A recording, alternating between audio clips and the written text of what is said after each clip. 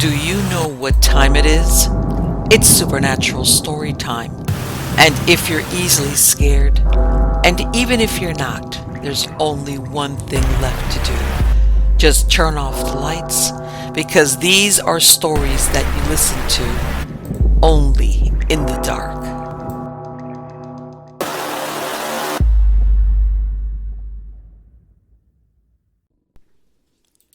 Highway Horror Volume 3, Story Number 1. We've gone to visit my wife Sarah's family every summer since we got married 4 years ago. They live in a small town way up in the mountains. Her parents own a lot of land, so we could spend our time riding ATVs and hiking trails. A while back, I took a week off work, and we drove up to spend the time with Sarah's parents and siblings. It was a good time, and the week passed way too quick. Sunday rolled around, and we loaded up our crappy old sedan for the drive home. We left her parents' place in the late afternoon, and had started winding our way down the mountain toward the highway when Sarah sighed. "Great. Check it out." She handed me her phone. It showed that the highway was red with traffic for something like 25 miles on the highway. "Must have been an accident. I guess we'll be sitting in traffic for a while," Sarah said. I pulled to the side of the road and pulled out my own phone. I saw that there was a long winding road that cut through the mountains for nearly 50 miles, finally rejoining the highway after the traffic ended. I figured that going slow on an old windy road was better than sitting in stop-and-go traffic for 5 hours. Sarah was very against the decision. When I asked her why, she just told me she had a bad feeling about it. Still, somehow I convinced her that we'd be fine. So instead of turning right and heading down toward the highway, we turned left and headed deeper into the mountains. The road turned to dirt pretty quick. Sarah jumped into the back seat so she could stretch out, and she recorded some of what we saw out the window. I was shocked at how deserted it was. We only passed one house over the entire hour, and not a single car. We'd been on the road for a little over an hour when we came around a hill. Up ahead there was a single car crashed just off the road. I pulled off to the side of the road and got out to take a closer look. I grabbed my phone to call 911, but realized I had no signal, not even roaming. I came around to the driver's side of the car and saw that the driver's window was shattered with no sign of the driver anywhere. Sarah walked to the front of the car and put her hand on the hood. "The engine's cold. That means it's been at least a couple of hours since the crash, right? Are we the first ones on this road to drive by?" she asked. I told her I didn't know, but that it could be with how few people we'd seen. Sarah pointed to the broken glass from the window. "Seems like a lot of this glass is inside the car. If the driver busted it to get out, wouldn't it make sense that it'd be out on the ground beside the car?" she said. She was right. The inside of the car was littered with the safety glass from the window. I looked closer and saw flecks of blood covering some surfaces too. Where's the driver, though? I didn't like that. I told Sarah it was time to go and that we'd call somebody once we had a cell signal. She agreed, and we hopped back in my car. I turned the key in the ignition and heard the rapid clicking noise that meant my battery was dead. I popped my hood and saw that there was a bunch of corrosion built up on my battery terminal. I swore under my breath. "What does that mean?" Sarah asked. I told her it meant that there wasn't a good connection between the battery and the motor, and that the battery was probably dead. We could fix the corrosion, but we'd need a jump to get the car started again. I talked the problem over with Sarah. We were already dozens of miles from our parents' place, and we had no signal. Based on the car wreck, it was likely we wouldn't see any more traffic for hours at best, and days at worst. On top of all that, the sun was starting to get low in the sky. We needed to find someone with jumper cables. I remembered that we'd pass a house a few miles back on the road. I figured it'd be best if Sarah stayed with our car on the side of the road, so I started walking back up the road by myself. It took me a little more than an hour walking before I saw the house again. The house had a strange architecture, with part of the top floor hanging over the lower floor. I saw there was a small garage in the woods behind the house. I walked up to the door and knocked, calling out as I did. There was no answer. I walked to a window next to the door and looked through. The inside was abandoned, but I saw there was a message scrawled on the wall. I looked closer and could just barely make out the words. It said, "They can't see you if you don't make noise." I read it over and over. They can't see you if you don't make noise? What did they mean? I checked my phone again, but still had no signal. I yelled out for help, but heard nothing. Judging by the state of the place, I figured it must have been abandoned. On top of everything else, the sky was starting to get dark. I made my way toward the garage behind the house and kicked in a door. The inside was in fairly good condition still. There was an old cabinet against the wall. I opened it up and saw some rusted jumper cables and a flashlight sitting on a shelf. I figured the battery in the crashed car might still have enough charge to jump my car, so I grabbed both of them. At this point, it was completely dark outside. I started walking back toward my car and was happy to see the flashlight still worked. I was alternating walking fast and running. Something about the house and message had given me a bad feeling, and I was eager to get back. I was walking alongside the road when I heard a scuffling sound out in the woods behind me. I stopped and looked back for a long moment.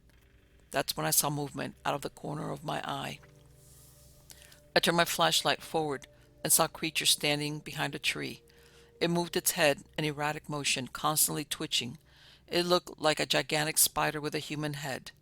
Its eyes reflected the light of my flashlight like headlights. I heard more motion in the woods behind it. I locked my muscles in place. I gripped my phone hard and accidentally pulled the volume button, which I had set to take a picture on my phone's camera. My phone made the clicking camera noise. At the sound, the creature snapped its head in my direction and began moving around the tree. I pulled back my arm and threw my flashlight as hard as I could behind me on the road. The creature looked back behind me and with its spindle legs started walking towards the flashlight. I noted that it moved pretty slow. The movements it took to walk by me were an eternity. When I saw it was a dozen yards away, I started running down the road and didn't look back. After an eternity, I reached my car completely out of breath and full of adrenaline. Sarah opened her door and got out. "Hey, you find any help?" she asked. I yelled for her to stay in the car and ran up to the crashed car. I reached my hand into the broken window and popped its hood, then ran around it and pulled its battery out. I attached the cables I'd brought to both batteries, and Sarah turned over our car's engine. I ripped the cables off our battery and slammed the hood shut, then jumped into the driver's seat and sped down the road. Once we made it home, I told Sarah about what happened. She started bawling and told me that she had heard stories while growing up about the valley that we'd been in, and that it was the reason she was hesitant earlier. She never imagined that there was anything to them. I don't know what to think now. Story number 2. My name is Dr. Adrian Reinhardt, and I'm the last surviving member of the Kronos project team under the National Aeronautics and Space Administration. You've never heard about me or the project because for all intents and purposes we do not exist. But I'll be damned if NASA is going to let my colleagues' deaths be for nothing more than a classified folder collecting dust on a shelf. I know you probably won't believe me. I wouldn't believe if I were you. But I'm not asking you to believe me, I'm just asking you to listen. The Kronos project was secretly established in 1988 by NASA and headed by the Department of Defense. The goal was to keep using deep-range satellites and telescopes to search the far regions of space for signs of life beyond our solar system. What we found was something far worse. In 2004, a signal was detected from the Boots Void, which is a vast span of nothingness in space nearly 1 billion light years in diameter. And when I say there is nothing, I really mean nothing. The void contains absolutely no matter or even dark matter. It's essentially a definitive null zone in the universe devoid of anything, all except for a single continuous signal. I remember it like it was yesterday. My colleagues and I were sitting in a room that can best be described as a discount version of the Mission Control Facility in Houston. We were all there at our desks, going over sheets of useless data from other reconnaissance scans until the detection alarm started to go off, signifying that a signal had been detected from deep space. When we started going over the data, we triangulated the signal source to RA 14 hour 15 minute 0 seconds, 46 degrees. For those not versed in stellar coordinates, it pointed right smack dab in the middle of the void. Given the vast empty region of space, we at first had thought it was a system malfunction, but when we restarted it, it began immediately reporting a signal coming from those coordinates once again. We had originally thought we were just picking up fragments of a supernova or stellar burst of a long dead star that had once been in that section of space, but that hypothesis was quickly uprooted when we were able to filter through the background data and convert it into an audio format. It wasn't one long wave of static that you would normally detect from such cosmic events. It was a continuation rhythmic series of beeps that sounded eerily like a heartbeat. Now, of course, we were miles away from actually confirming or denying that this signal was the work of some advanced alien civilization hiding away in the empty regions of space, but we were still absolutely ecstatic over the finding. I don't remember seeing a single one of the faces and they're not smiling from ear to ear while that beating, pulsing signal repeated itself over and over again through the speakers of the control center. Following our little eureka moment, we followed the proper procedures and contacted our administrators and awaited further instructions as we aimed every satellite and listening device we had at our disposal at those coordinates. I remember feeling like a kid on Christmas Eve as I was driving home that night, so impossibly eager to see what the next day would bring. Unfortunately, the days would roll into months, then into years, until the next chapter, the ongoing cosmic heartbeat signal, would present itself. On August 24th, 2009, we were given the go-ahead by the Obama administration to send a reply signal into the same region of the void that the signal was still coming from. Although this was mainly done as a ceremonial milestone, given the fact that the region of space was nearly 700 million light years away, it would at least be 1400 million years for a reply to our message would even reach us. Given that the message was still a continuous repetition of 2 beats per second, we decided to use a similar frequency using a Morse code translation of hello. We popped some champagne and enjoyed the event, as much as one could in a top-secret research facility under a shadow section of the United States government. That night at around 3 a.m., I received a call from Dr. Westcott concerning the signal. I'll never forget how disappointed and yet terrified his voice was over the phone. The signal, he said, it just stopped. For years, it seemed to be the end of our little interstellar communications, but we still carried on with our research, always keeping at least one monitoring device locked on the targeted coordinates of the void. We had a few detected bursts of information that piqued our interest at the time from other regions of space, but nothing like heartbeat signal. I wish I could tell you that's where the story ends. I wish I could say that rather than typing this out as the last few hours of my life tick away, that I was back in the facility searching the stars. But these are the wishful thoughts of a man at the end of his rope. It's at this time I've come to the realization that there are no happy endings. 8 months ago, while going through a routine series of scans, we received yet another transmission from the Boots Void. One I'm trying to come to terms with. Not because it began again, but because it defied the very laws of physics. This was the message, translated in Morse code, goodbye. It was a reply to the message we sent nearly 11 years ago. Somehow a communication that should have transpired over a course of 1400 million years took place in just 11. It didn't make any sense. It still doesn't. None of what was happening made any logical sense, and that wasn't even the ridiculous part. As soon as the transmission was received and translated, the empty space around the center of the void began to expand as the surrounding star systems seemed to just blink out of existence. One by one, like a series of light bulbs being turned off, the stars began to go out. It was almost as if we were watching it occur in real time, which was another astronomical impossibility.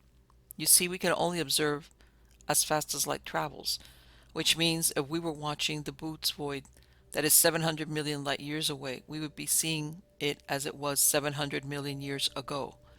But now we were watching an event unfold that was absolutely cosmically impossible. The rate at which the stars were vanishing was expanding the void at a rate of nearly 5 million light years a minute. I don't know how to describe it other than saying that the dark nothingness was growing faster than the speed of light itself, seemingly consuming and extinguishing everything in its path. All the while that message just kept ringing throughout the room. I don't know how or why, but very quickly the implications of this flooded over the control center as my colleagues and I began to realize the gravity of this impossible event. There was no argument amongst us whether this was possible or not. It clearly wasn't, yet it was happening all the same. At this rate, it will reach the solar system in a little under a year. Dr. Waterford sounded weak and hoarse. He exclaimed the obvious. We were all thinking the same thing. In a little under 360 days, this cosmic expanse would reach our very own star system. We, of course, didn't know what would happen when it did, but in astronomy, you always think of the worst. If the sun was somehow extinguished by the void, as all the surrounding stars were, it would take a little under a year for the Earth to become an uninhabitable wasteland. That was, of course, even if the planet wasn't completely consumed and absorbed into nothingness as well.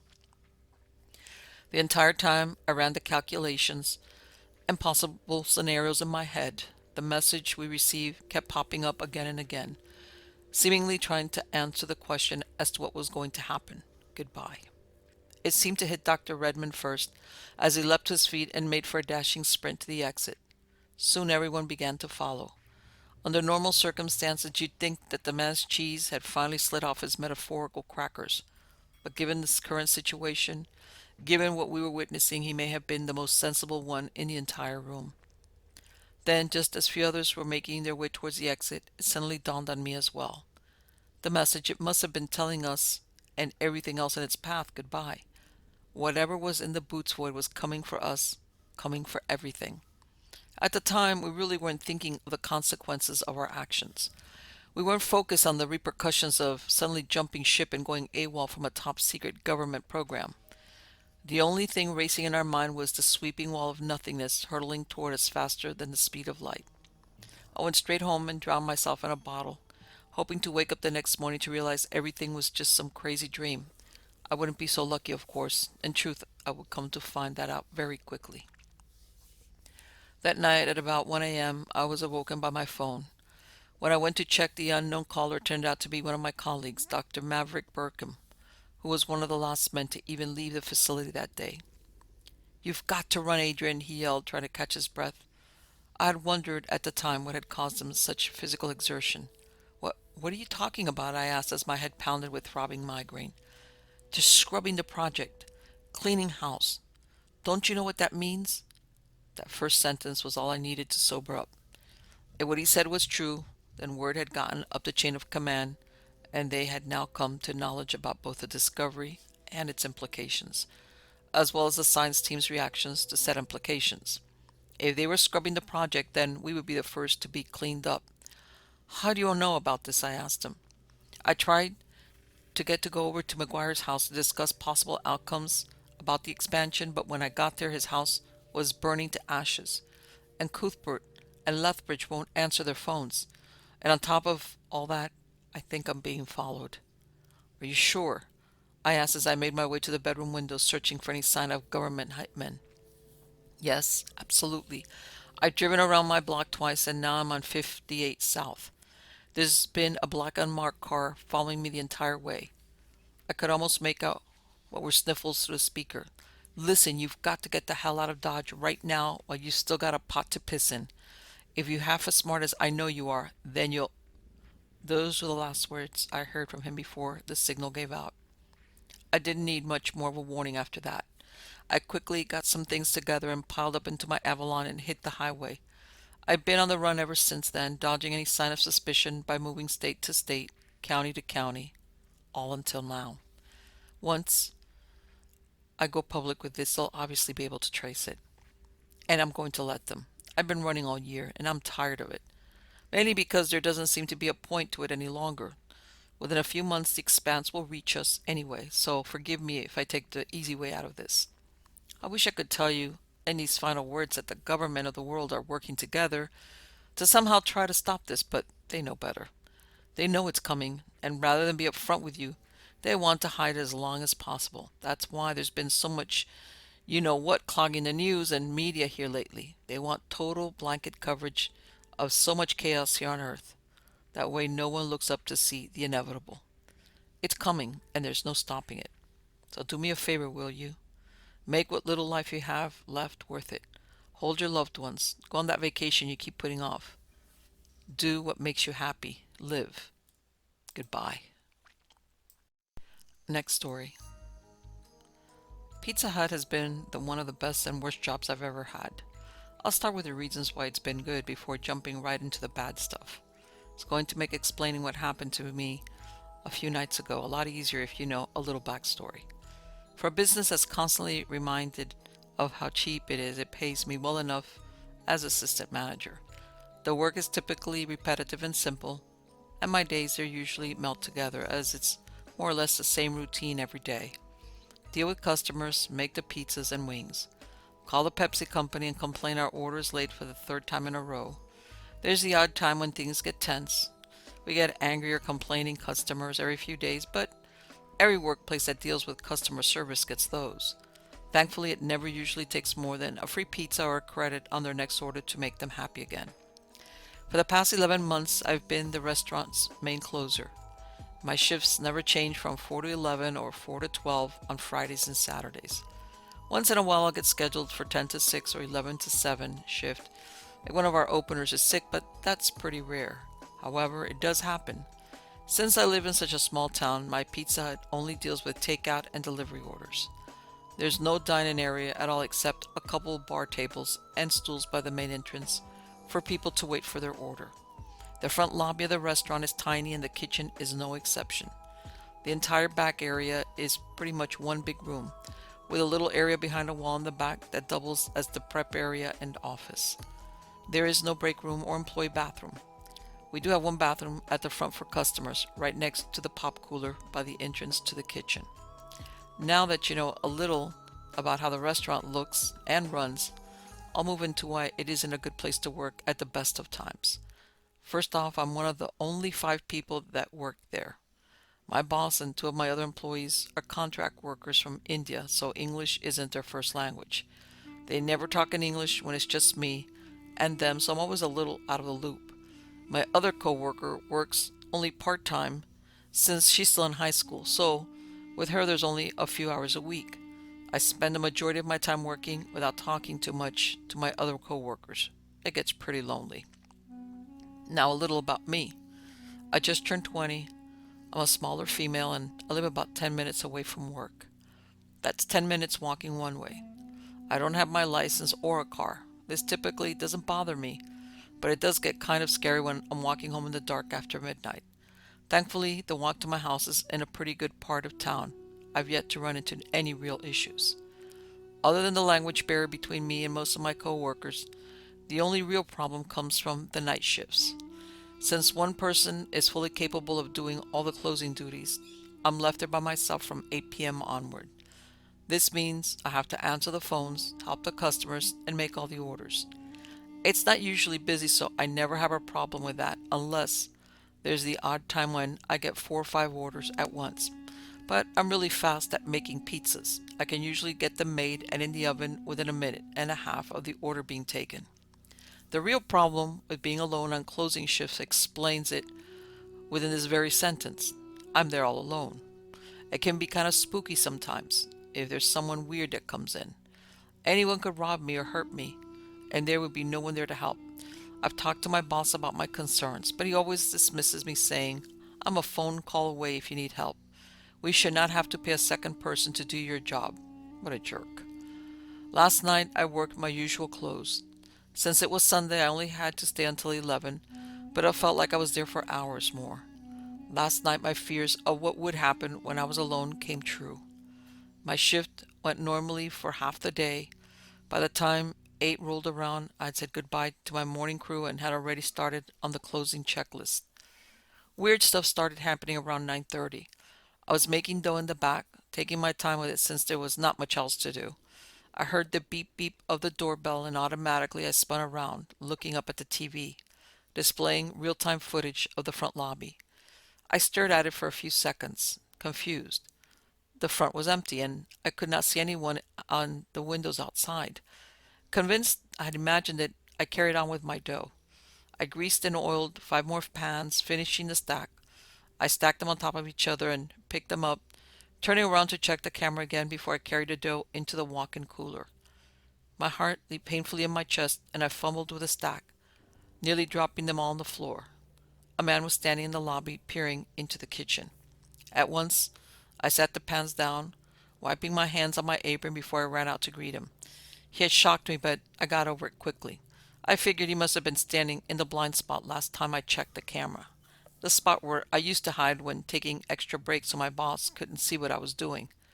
"Hi there," I called out as I walked quickly over. "Sorry about that. I didn't see you come in. What would you like to order?" "I didn't see you come in," the man repeated my words. "I didn't see you come in." I stood still for a second, not knowing what to say. I was getting a really bad vibe from this guy, and as he spoke it got worse. I tried to ignore it, convincing myself with little success that I was being silly. The man looked average enough despite being very dirty. He was very tall and looked older than my dad, but he was dressed strangely. He was wearing a shiny light blue dress shirt tucked into gray stained sweatpants. His sweatpants were tucked into his socks. His hair was greasy and combed to the side. His pockets were stuffed with what appeared to be all the mints I had in the jar near the menus. He smelled like he hadn't had a shower in weeks. "Can I take your order?" I asked again, but my voice lacked questioning. It sounded more like a timid statement, and I wondered what this guy's problem was. It took a long time, but finally he ordered a small pepperoni pizza with 8 boneless wings. I rang his order in quickly, happy he had finally said something. I couldn't help notice the way his mouth moved when he talked. It went just straight up and down like a doll. He didn't have any teeth, and his breath nearly made me gag. "I'll have your order ready in 10 minutes," I said, placing his change on the table. I thanked him again and walked into the kitchen, wishing there was a door instead of an empty frame leading into the kitchen. I didn't want him to get curious and look in again. I went into the walk-in, grabbing a small pan to make his pizza. Before I got started on it, I checked the camera again, feeling a little better when I saw the man sitting at the bar table, reading what looked like a menu from the front counter. Convinced he was just not all there and most likely homeless, I ignored my gut feeling that something was wrong and prepared his order. I had the pizza in the oven in under 30 seconds. I dropped his wings in a basket and set the timer on the fryer, 6 minutes to kill before they're ready.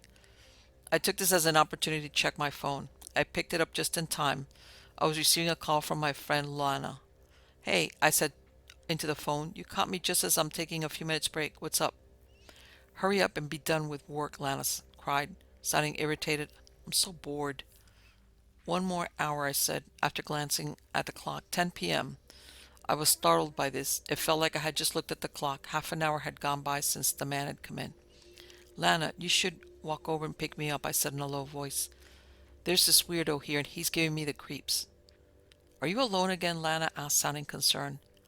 "Yeah," I mumbled into the phone. "I tried to talk to my boss about it again, but he never does anything. Anyway, I'll see you in a bit." I hung up the phone just as the fryer timer started to beep. The wings were done. I threw my phone in my bag and walked around the corner to the main part of the kitchen. I sauced the wings and cut the pizza, carrying the order to the front while looking forward to seeing the man leave. I looked around and felt my knees grow weak again. The front was empty. The stool the man had been sitting on was jutted out. The menu he was reading was on the ground. This completely freaked me out. I hadn't heard the doorbell, so he couldn't have left. My eyes drifted over to the bathroom door. The handles button was horizontal, meaning it was locked from the inside. This made me feel a little better. He was just in the bathroom. There's nothing wrong with that. I stood at the till, aimlessly looking through stuff as I waited for him to come out so I could give him his order. I looked down at the bottom of the screen at the time, 10:15 p.m., 10:21 p.m., 10:34 p.m. He had been in there for a good half hour before I mustered the courage to knock on the door. "Everything all right in there?" I called out. At once I could hear shuffling, as if I had startled him. I backed up, preparing for him to come out. The shuffling then stopped, but he still didn't open the door. I walked closer again, raising my fist to bang on the door again when I heard a click. The door had unlocked. 10:40. I was at a loss for what to do. I had grown very paranoid, and I now knew something was wrong. But at the same time, I couldn't just stand there and wait for something to happen. It was 20 minutes to close, and I still had a few things to do. I braced myself to open the door and deal with it when I heard him whispering, "One more hour. One more hour, Lana." I jumped back like I had been burned. He was recycling my words again from earlier when I was on the phone, but I was in the back of the kitchen behind the wall. There's no way he could have heard me, unless he had crept back there and listened in. I backed away from the door and grabbed the phone, dialing my boss's number. My hands shook as I struggled to press the button. Bright lights suddenly distracted me and I looked up to see a car pulling into the parking lot. I thanked my lucky stars as two people got out and walked towards the restaurant, holding hands. However, seconds before they could open the door, the bathroom door creaked open. My heart pounded as I looked over, not sure what I should prepare myself to see. The man looked the same as before except covered in sweat, and he was panting like a dog. His hair was sticking up everywhere like he was pulling on it. Beep, beep. The couple walked in, looking cautiously at the giant menu a few feet over my head. As I turned to look at them, the man suddenly leaped forward, making me scream and jump back. But he didn't touch me. He grabbed his order sitting on the counter and then bolted out. And I mean bolted. He ran like someone was trying to kill him, across the highway and into the neighborhood beyond. The relief I felt when he was finally gone was explainable. I was nearly laughing when I took the customer's order, so dizzy I could hardly keep it together. I rang in what they wanted and raced to the back to prepare my last order of the night. 10:52 p.m. With the customers in the front, I felt comfortable enough to look out the windows and make sure the man had not returned. It was dark, but I could see enough, and after a good few minutes of checking things out, I decided it was safe to say he was gone for good. I was also starting to wonder where Lana was and hoped she hadn't run into the creek. 10:57 p.m. I brought out the customer's order and they thanked me, leaving me no tip, but I wasn't expecting one after they saw me scream as the man grabbed his order. As soon as they drove away, I turned off the open sign and raced to the back to grab my things. I put my jacket on and went to the back area to turn off the computer system, realizing I forgot to check the bathroom to make sure the man hadn't done anything weird in there. I dismissed the thought. I wasn't going to spend any more time here than absolutely needed. I've had enough for today. The computer made a few beeping noises as the entire system shut down, and the light above me went out like it was supposed to. The only thing on now was the security camera, and I glanced up at it, hoping to see Lana walking over. Something bothered me about what I saw. The front was empty and dark, but I could still see the shapes and shadows of things. There was no one inside but me. I used the master switchboard next to the computer to turn the front light on, and I nearly had a heart attack. The man was standing outside the door, not moving and staring in through the glass. It's hard for me to remember everything that happened next. All I can recall is running into the walk-in cooler and locking myself in as I called the police from my cell phone. I remember crying as I tried to recall to them what exactly had happened.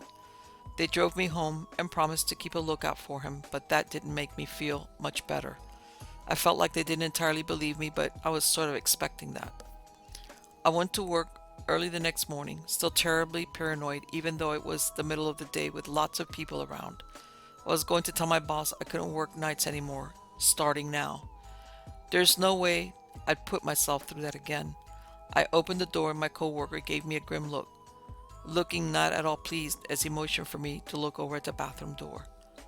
It was covered in caution tape with a giant sign that read, "Out of order." I asked everyone I worked with what happened in there, but no one gave me a straight answer. I'll never know how to fully explain what happened last night. I feel somewhat safe knowing I won't have to work alone ever again, but one thing has been bothering me since it happened. Lana walked here to pick me up, and that man was outside. I've been calling her all day. Each time it goes to voicemail. I got the most information on my boss, who talked to me for a long time today about the other night's events. He ended up looking over security footage when the man was in the restaurant and went over with me what he saw. He told me he watched the man sneak into the back when I was on the phone, getting very close to me. He said if I had done so much as turn around, I would have seen him. I was told there had been paper towels stuffed into the toilet. The entire roll, by the sounds of it, the cardboard cylinder was found empty on the floor. I didn't see anything too strange about this, and I asked why everyone was being so quiet about it. I was told afterward that there had been blood covering the paper towels. There was a smeared bloody handprint on the toilet seat. I don't know what to make of this. I don't understand where the blood came from. There's another factor that's being left out of everyone's explanation, and I'm hoping that once this settles, People will give me the last piece of the story. I have a feeling that they aren't telling me for my own good. Blood and wet towels everywhere is disturbing enough. Lana has finally made contact with me. It's not the kind of contact I was hoping for, but at least it's something for now. I got a text from her a little over half an hour ago. It read, "I missed your call. Sorry I missed your call." I don't like that text. It doesn't sound like her. Lana's the type of girl that uses exclamation points in every message and always uses proper grammar and capitalization. That aside, I just think it's a weird thing to say. I recalled her tons of times. Not just one call. Maybe I'm reading too much into it, but I'm getting so paranoid I can't help it. I had called her so many times. I'm walking to her house in a little bit. I really hope it's just paranoia making me so worried.